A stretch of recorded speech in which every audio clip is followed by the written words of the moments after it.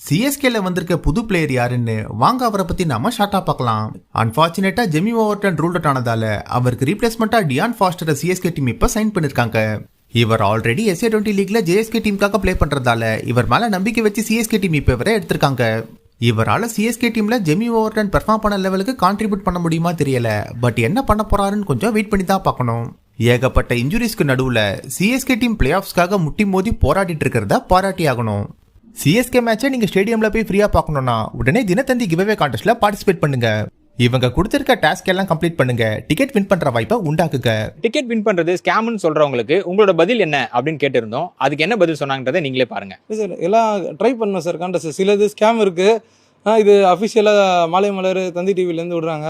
Try பண்ணலாம் sir. நிறைய பேர் ஸ்கேம்னு சொல்லிட்டு பயப்படுறாங்க. ட்ரை பண்ணோம். ட்ரை பண்ணால் கிடைக்க சான்ஸ் இருக்குது சார். ஆல்ரெடி நான் ஃபஸ்ட் டைம் பண்ணும்போது நான் அப்படி தான் நினச்சேன், அசால்ட்டாக விட்டேன்.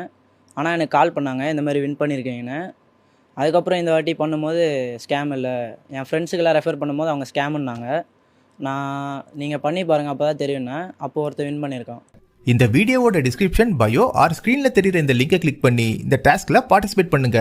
இவங்களை போல நீங்களும் ஒழுங்கா டாஸ்க்கை கம்ப்ளீட் பண்ணி அதிக பாயிண்ட்ஸ் எடுத்தா நீங்களும் டிக்கெட் வின் பண்ண முடியும். சோ முயற்சி பண்ணி பாருங்க. இந்த ஐபிஎல்ல பஞ்சாப் டீம் இருந்த ஃபார்முக்கு ஈஸியா குவாலிஃபை ஆவாங்க தான் நம்ம நினைச்சிருப்போம். ஆனா இப்படி தொடர்ந்து 5 மேட்சஸ்ல லாஸ் ஆகி நம்ம எல்லாருக்கும் ஷாக் கொடுப்பாங்கன்னு கொஞ்சம் கூட நினைச்சிருக்க மாட்டோம்.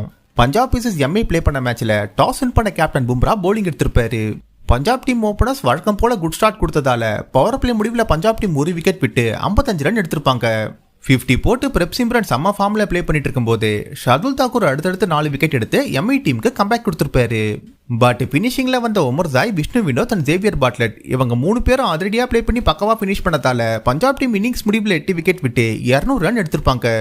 சேஸ் பண்ண வந்த Rickelton and Rohit Sharma power பிளேல விக்கெட் விடாம 59 ரன் பார்ட்னர்ஷிப் போட்டு நல்ல ஒரு ஸ்டார்ட் கொடுத்திருப்பாங்க. ரிகில்டன் 48 ரன்லையும் ரோஹித் சர்மா 25 ரன்லயும் அவுட் ஆனதுக்கு அப்புறமா என்னதான் எம்ஐ டீம் கொஞ்சம் ஸ்ட்ரகிள் பண்ணாலும் தனியாலாம் நங்குரம் போட்டு பிளே பண்ணிட்டு இருந்த திலக் வர்மா மொத்தமா 6-4 6-6 அடிச்சு 33 பால்ல 75 ரன் எடுத்து கடைசி வர நாட் அவுட்ல இருந்து சம்பவம் பண்ணி இந்த மேட்சை த்ரில்லா வின் பண்ணி கொடுத்திருப்பாரு. இந்த மேட்ச்ல பஞ்சாப் டீம் லாஸ் ஆனதால சிஎஸ்கே அண்ட் ஆர்ஆர் டீமோட பிளே ஆஃப் வாய்ப்பு இன்க்ரீஸ் ஆகிருக்கு. ஸ்ரேயாஸ் ஐயர் ஐபிஎல்ல கேப்டன்சி பண்ணும்போது 200+ டார்கெட்டை 7 முறை டிஃபெண்ட் பண்ண முடியாம ஒஸ்ட் ரெக்கார்டை இப்ப கிரியேட் பண்ணிருக்காரு. 7 மேட்ச் முடியும் போது 97% இருந்த பிளே ஆஃப் வாய்ப்பு இப்ப 40%க்கு மாறி பஞ்சாப் டீம் ஸ்ட்ரகிள் பண்ணிட்டு இருக்காங்க. ஐபிஎல்லோட ஹிஸ்டரியில அதிக 200+ டார்கெட்டை சேஸ் பண்ணதும் பஞ்சாப் டீம் தான். அதே போல அதிக 200+ டார்கெட்டை டிஃபெண்ட் பண்ண முடியாம கோட்டை விட்டதும் பஞ்சாப் டீமா தான் இருக்காங்க. அடுத்து வரப்போற 2 மேட்ச்லயும் வின் பண்ணி பஞ்சாப் டீம் பிளே ஆஃப் போக வாய்ப்பு இருக்கா, இல்ல எலிமினேட் ஆகி ஷாக் கொடுப்பாங்களான்னு கமெண்ட்ல சொல்லுங்க. இன்னைக்கு மேட்ச்ல சிஎஸ்கே டீம் வின் பண்ணி பிளே ஆஃப் வாய்ப்பை தக்க வைப்பாங்களா, இல்ல லக்னோ டீம் ரிவெஞ்ச் எடுத்து குட்டியை குழப்ப போறாங்களா? மொத்தத்துல இந்த மேட்ச்ல யார் அதிகமா ரன்ஸ் அண்ட் விக்கெட் எடுத்து யார் player of the match award வாங்குவாங்கன்னு நினைக்கிறீங்கன்னு கமெண்ட்ல சொல்லுங்க.